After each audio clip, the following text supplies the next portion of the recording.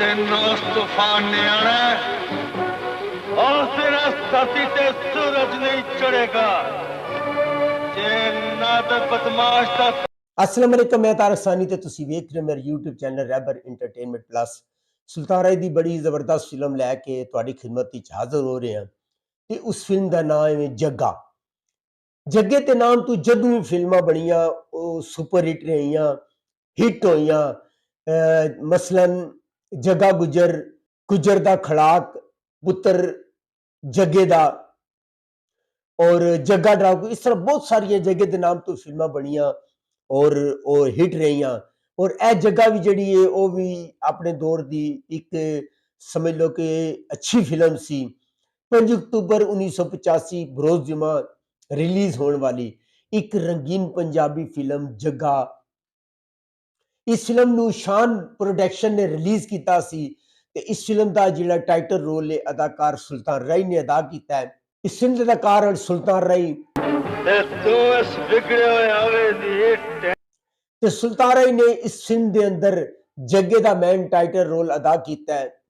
और जग्गा जिहड़ा होंदा है, बहुत सारी फिल्मां तुसीं देखिया होगा कि जग्गा जिहड़ा होंदा है दुध बेचण वाला होंदा है, लेकिन इस फिल्म के अंदर जग्गे नूं एक पांडी दे किरदार पेश किया गया है।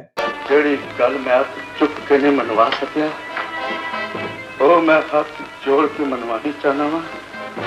मेरी भैन नूं यार मेरी अंजुमन अंजुमन ने इस फिल्म के अंदर लाडो का किरदार अदा किया है और लाडो जिहड़ी होंदी है वो जग्गे की महबूबा होंदी है। वैसे तो बहुत सारे जिहड़े जग्गे दी फिल्मां उन्हां दे विच आसिया ने काम किया है, लेकिन इस फिल्म के अंदर अंजुमन ने बतौर हीरोइन काम किया है। मुस्तफा कुरैशी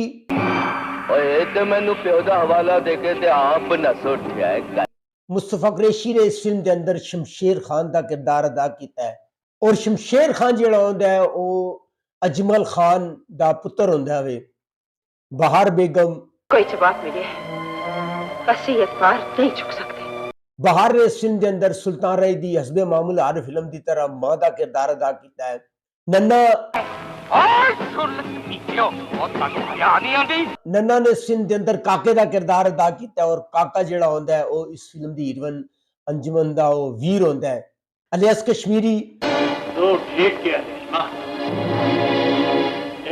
अलियास कश्मीरी ने इस फिल्म के अंदर नादर बदमाश का किरदार अदा किया है। जुमरद जुमरद ने इस फिल्म के अंदर रेशमा का किरदार अदा किया है और रेशमा जिहड़ी होंदी है वो इकबाल दुरानी, इल्ताफ खान ते अलियास कश्मीरी दी भैन होंदी है और अखड़ किस्म की औरत का किरदार अदा किया है। इस फिल्म के अंदर जुमरद ने अच्छा काम किया है। नेमत सरहदी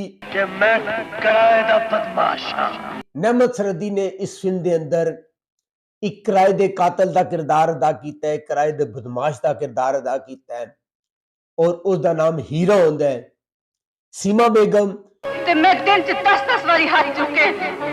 सीमा बेगम ने इस फिल्म के अंदर हीरे दी मां का किरदार अदा किया है। इकबाल दुरानी इकबाल दुरानी ने इस फिल्म के अंदर बिला बदमाश का किरदार अदा किया है और बिला बदमाश जिहड़ा होंदा है नादर बदमाश दा वो वीर होंदा है। चंगेजी तो बाद तू कानून नूं हथ विच लिया। चंगेजी ने इस फिल्म के अंदर एक जेलर का किरदार अदा किया है और ओदा बहुत घट काम है।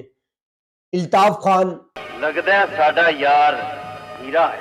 इल्ताफ खान ने भी इस फिल्म के अंदर विलन ते बदमाश का किरदार अदा किया और वो इलियास कश्मीरी ते इकबाल दुरानी दा वीर होंदा है। खावर भट्ट दुश्मन समझन लग पे ओनू समझा ले मां। खावर भट्ट ने इस फिल्म के अंदर सुल्तान राय दे वीर का किरदार अदा किया और खावर भट्ट जिहड़ा होंदा है वो बदमाश होंदा है। इस वजह नूं सुल्तान राय दे ओदी आपस में दुश्मनी होंदी है। साइका रब करे जग्गिया साइका ने इस फिल्म के अंदर जग्गे दी भैन का किरदार अदा किया है।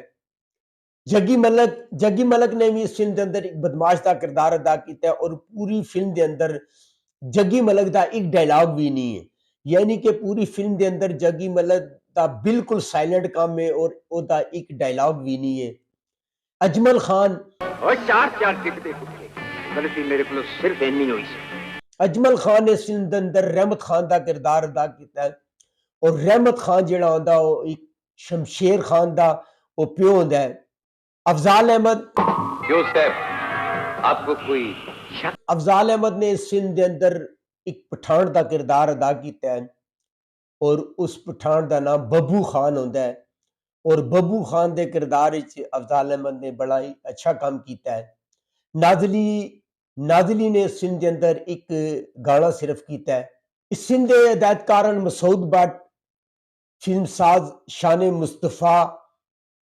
इस फिल्म ਨੂੰ लिखा है नासर अदीब ने, ਇਹਦਾ म्यूजिक दिता है वजाहत अतरे ने, कैमरामैन मसूद भट्ट, इस फिल्म की गुलकारण नूर जहान। यह जी फिल्म है एक रूटीन की फिल्म है। इस फिल्म के अंदर तुहानू कोई नवी गल नहीं मिलेगी। कत्लो इंतकाम ते मबनी एक फिल्म है और यह फिल्म यूट्यूब ते मौजूद है, तुसी जाके वेख सकते हो। अगर तुहानू मेरी मालूमात अच्छी लगे मेरे चैनल को लाइक करो, सब्सक्राइब करो, शेयर करो। ते नेक्स्ट वीडियो तक रब राखा।